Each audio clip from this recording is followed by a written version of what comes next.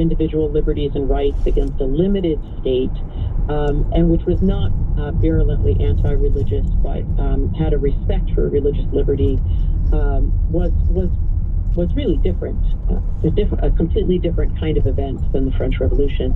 So I think they won. The Federalists won that particular cultural battle. So how did Spain view this? How did other nations view this purchase from France?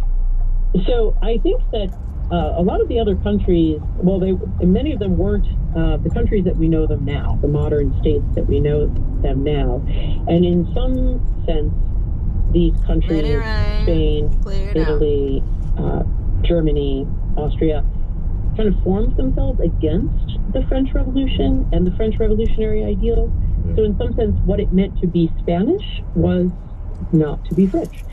What it meant to be Italian was not to be French. What it meant to be German was not to be French. And the idea of a folk culture and folk music, Spanish folk dancing, Italian, folk culture, German folk dancing, all of that is a kind of celebration of these other folks, we could say, right? Who will not bend to the onward march of French civilization, which is going to transform, all of them into modern countries. I think that our whole view of Europe is shaped by those Napoleonic Wars. I only have a moment or two left, and just a final thought as we wrap up the Great Louisiana Purchase and what it meant for the future of our great country. What is you doing? How did European observers view America after the deal was made? And what were Americans too? We didn't really talk about whether they now thought this was a great idea or not at the time. Definitely the Americans were consistently in favor of westward expansion, of greater access to greater land. And the idea that any man could get territory of his own, get property of his own, and start a farm was central to the beginnings of the American dream.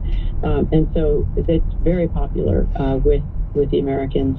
And the Europeans, right? I mean, we can never forget that we have in St. Louis, above the Mississippi, overlooking the Mississippi, that beautiful statue of King St. Louis, right? But this was once upon a time French territory, and it's another route that Catholicism comes into the American bloodstream is through that French territory, along with the Irish immigration, which we can talk about later. But it's definitely a big moment for American Catholics. Did historians, where are they? Do they believe that Napoleon regretted the sale later in life? There had to be some regret. I'm sure the French think, what did we do?